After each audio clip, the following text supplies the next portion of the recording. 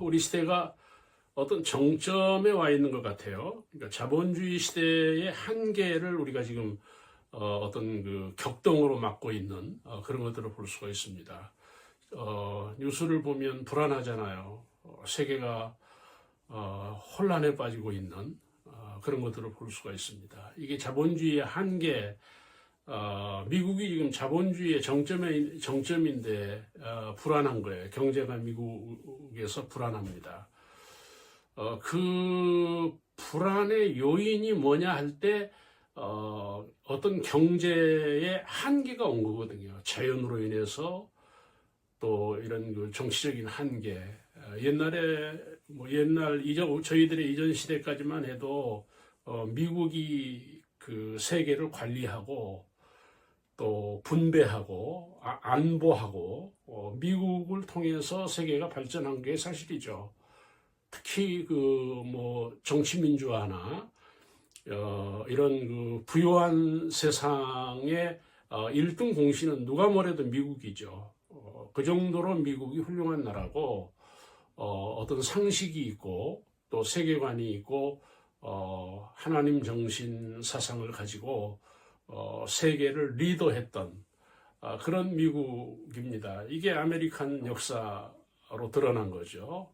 그러나 지금 우리 시대에는 또 다른 위기를 만나고 있는, 뭐 이렇게 보면 인간사는 항상 불안한 거고, 또 학자들이나 그 전문가들이 얘기하는 불확실 세상, 한 번도 안정하지 못하는 안전한 세상은 없다. 우리가 그렇게 결론에 이를 수가 있는 것입니다. 그러나 하나님 살아계시고 또 뭐 자연이 어떻고 경제가 어떻고 또 세상이 어떻게 그 불확실성에 빠진다 할지라도 그 살아계신 하나님의 어떤 그 그분의 역사, 그거를 우리가 믿기 때문에 그런 불확실 가운데서도 안정할 수 있는 그게 우리들의 믿음이고 기독교 사상이죠. 형제자매 여러분, 우리가 그 경제를 이야기하면서 경제의 어떤 그 팩트, 경제의 근본이 뭐냐 할 때 성경은 어린아이로 보는 것을 볼 수가 있어요. 어린아이. 우리가 제가 40년, 50년 전, 그러니까 청년 때죠. 20대 중반, 20대 초반, 그때 그 국가적으로 이 산하 제한이 강력했어요. 산하 제한을 하면, 다시 말하면 어린아이 출산을 한 명으로 제한을 한 거예요. 결혼해서 아이 하나 낳아서 잘 기르자. 어린아이 하나를 훌륭하게 키우자. 그게 캠페인입니다. 국가 정책이었습니다. 그래서 저희 친구들은 지금 거의 100% 자녀들이 하나예요. 근데 이게 굉장히 어리석은 정책이었다는 거예요. 여러분, 지금에 와서 보니 경제가 뭡니까? 결국은 사람입니다. 근데 사람을 제한했다는 거예요. 우리 대한민국이. 그래서 지금 현재 우리나라가 5천만 인구를 가지고 있는데 우리 경제를 지키고 우리 국가를 안보하고 어떤 경쟁력을 갖기 위해서 그러니까 유엔이나 전문가들이 내놓은 대한민국의 미래 대안은 무엇인가 하면 최소한 8천만이 돼야 된다는 거예요. 그러면 지금 우리가 5천만이니까 8천만에 이르려면 어떻게 해야 됩니까? 인구가 최소한 30%, 40%가 늘어야 된다는 거예요. 그런데 여러분 잘 아시듯이 우리나라 인구가 지금 급격하게 소멸되고 있다는 거 아닙니까?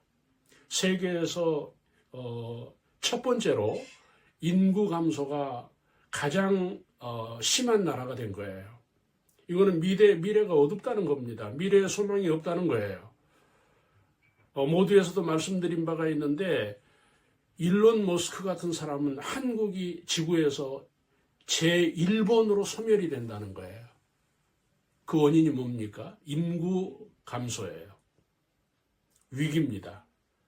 오늘 이 본문에 보면은 어린아이를 금하지 말라 그랬어요. 이 어린아이가 자산이고 어린아이가 경제라는 거예요. 그런데 역사는, 정치는 어린아이를 제한한 거예요. 여러분 지금 보시면은 결국은 우리나라의 경제가 어디에서 지금 오늘의 경제를 이룬 겁니까? 세계 10위권에 들어간 겁니까? 우리나라가 인재가 많다는 거예요. 사람이 똑똑하고 재능이 있고 우수하다는 거예요. 그래서 지금 앞으로 AI 시대가 지금 시작된 거 아닙니까? 근데 그 AI 시대에서도 가장 전망이 어떤 그 인재가 될 수 있는 국가가 대한민국이라는 거예요.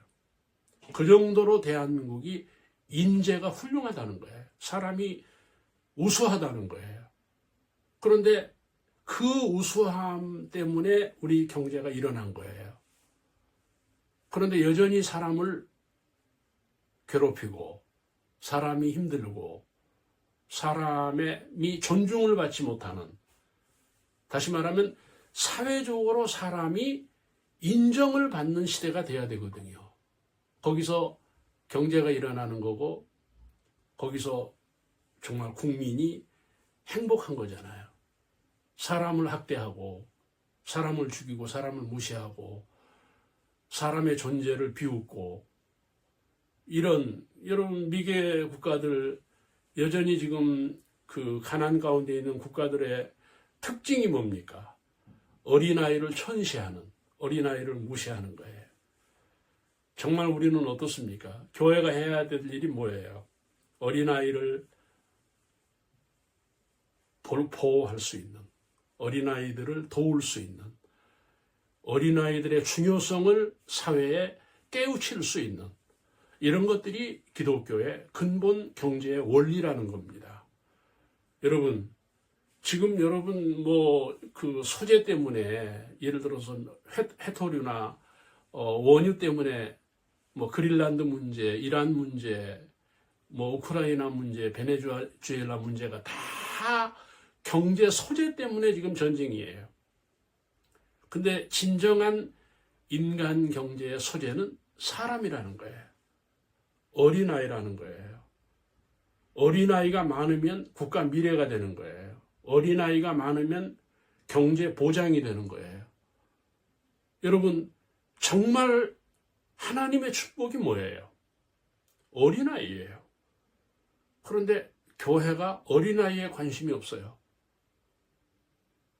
여러분, 우리가 어린아이가 얼마나 중요한데, 지금 우리가 이 정부에서 어린아이가 태어나면 어느 자치에서는 1,000만 원을 준다, 주거 비용을 준다, 교육비를 준다 그러잖아요.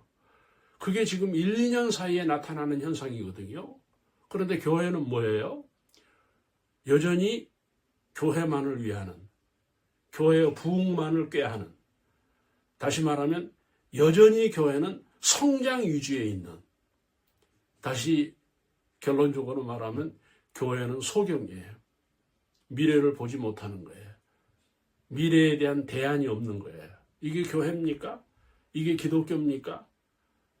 여러분, 사람에게 소망이 되는 게 기독교예요. 인간의 미래를 제시할 수 있는 게 복음이에요. 그렇잖아요. 그런데 오늘 이 본문 14절에 보면 어린이를 금한다는 거예요. 어린이에 대해서 중요성을 모르는 거예요. 나는 오늘 이 설교를 통해서 어린이가 미래고 어린이가 미래 경제고 어린이가 축복이라는 걸 강조하는 거예요. 정말 우리는 요즘에 경제 때문에 비혼 문제, 저출산 문제잖아요. 도대체 정부는 뭐 하는 거예요? 빨리 기본소득을 만들어서 국민이 국가에서 안정적으로 경제생활을 할 수 있도록 이런 것들이 미래로 가는 경제의 어떤 기틀이 된다고 하는 것입니다.